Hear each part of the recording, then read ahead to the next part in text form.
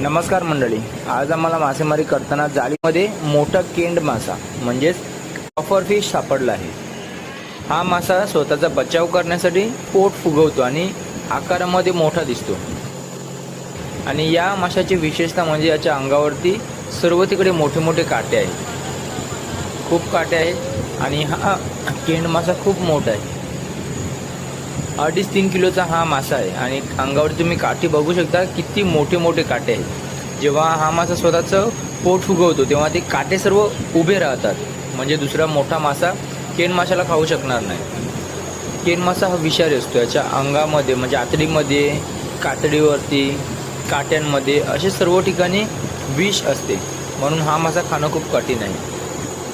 केन माशामध्ये सुद्धा बऱ्याच प्रकारच्या प्रजाती बघायला आपल्याला आढळतात। चला आता हा केंड मासा आपण पुन्हा समुद्रामध्ये सोडून देऊ।